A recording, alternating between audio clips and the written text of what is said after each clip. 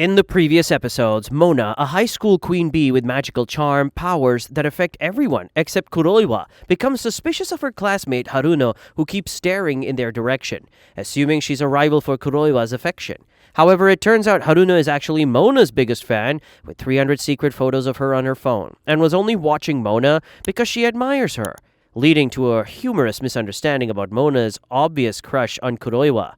In this episode, Mona and Haruno are chosen to be the festival representatives, starting their shared role in organizing the event. The whole class is excited and working hard on preparations, while Mona focuses on calculating the materials and supplies they'll need. While she's busy, Haruno comes over and mentions that her older sister is in the theater club and suggests they borrow some costumes for the festival. The conversation is light, and the two seem to be getting along better than before. Mona likes Haruno's idea but soon notices Kuroiwa focused on a flower, which catches her attention.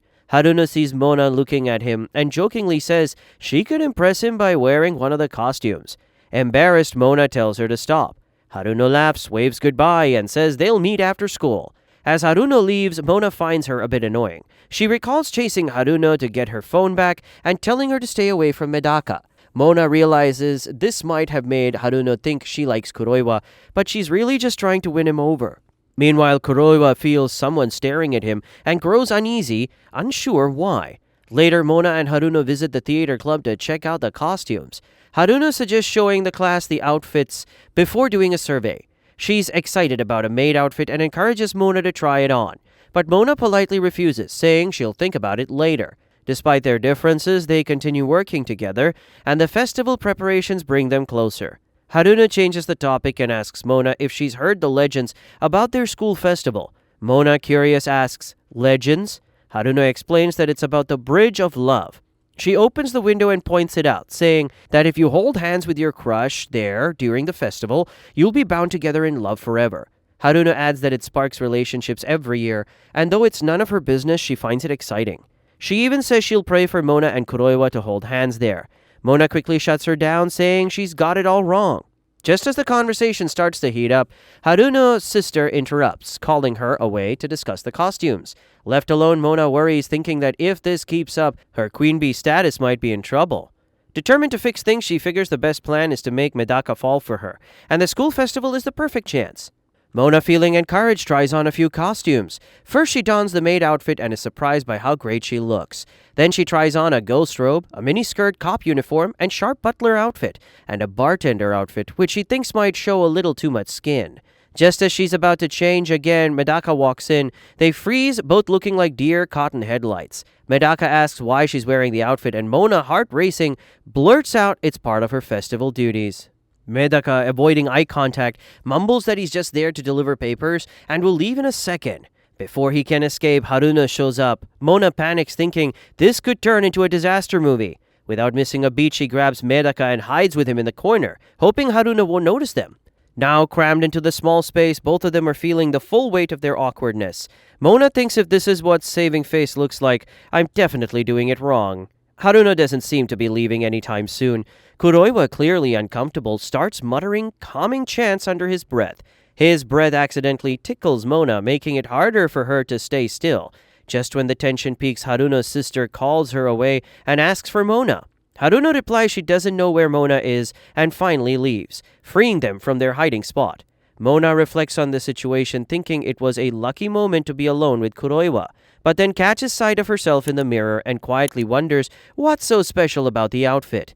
Kuroiwa hears her and, to her surprise, says she looks cute, but adds it shows too much skin before quickly leaving. On her way back to class, he regrets saying anything and reminds himself of his vow to avoid getting close to any girl. The next morning, Mona enters the classroom in high spirits and greets everyone. When she greets Kuroiwa, he responds coldly, leaving her confused and frustrated. At the school festival, Mona's class runs a bunny cafe. Everyone is busy working. Some take orders, others serve, and a few cook in the kitchen. During a break, Haruna takes another photo of Mona in her bunny outfit. Asahi scans around for Kuroiwa and learns he's in the kitchen, so she waits hoping to see him soon. Mona uses her break to ask Kuroiwa to take one with her. He declines, saying he doesn't need it. She suggests eating together, but he eats a pancake and insists he's fine. A classmate scolds him for eating an order, but he apologizes. Mona feels like her efforts to connect with Kuroiwa are failing and suspects he's avoiding her even more than before. She senses he's embarrassed about his earlier compliments and becomes determined to clear the air before the festival ends. Kuroiwa grows wary, sensing her intentions. Haruno appears and suggests Kuroiwa advertise the cafe with Mona, framing it as an order he can't refuse. Reluctantly, he agrees. Mona is pleased and signals her thanks to Haruno, who wishes her luck. Mona shakes her head, thinking Haruno has misunderstood again. Mona calls Kuroiwa to start moving, while he silently convinces himself this is just part of his training. As they walk around, they come across a haunted house. Mona finds it unsettling, but assumes it's just another festival attraction. She suggests they check out something else, but Kuroiwa seems genuinely interested in exploring the haunted house. Reluctantly, Mona agrees to go in with him. Inside, Kuroiwa is fascinated by the decor, which reminds him of his hometown. Mona notices how much he's enjoying it, far more than she expected. While Kuroiwa is engrossed in examining a sutra desk he describes as a masterpiece, Mona accidentally gets her skirt caught on a gravestone prop. She calls him for help, but he's too distracted to notice. Frustrated, she tugs on his clothes, finally getting his attention. Misunderstanding the situation, Kuroiwa tries to avoid embarrassing her by covering his eyes and awkwardly tells her her skirt is hooked. They rush out of the haunted house, with Mona still dragging the gravestone piece, yelling that she hates haunted houses.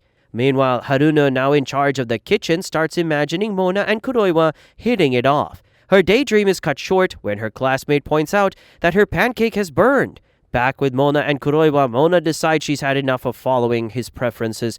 Determined to make things more exciting, she takes him to Great Crepes. She buys one for herself and one for Kuroiwa.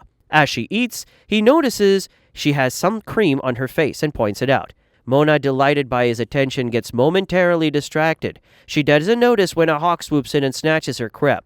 Kuroiwa, unfazed, continues eating his crepe without offering to share or showing much sympathy.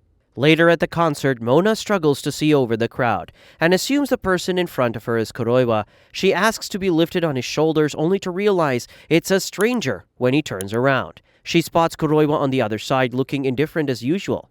At the balloon art station, the two play with balloons. Mona uses her balloon to playfully poke Kuroiwa, but when she tries to draw a face on it, the balloon bursts.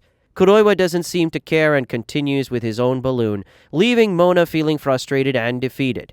She checks the time and realizes she has just over an hour left to salvage the day. Mona pauses to observe her surroundings and notices many couples in the area. She remembers what Haruna said about the Bridge of Love, where holding hands during the festival is said to bind couples forever.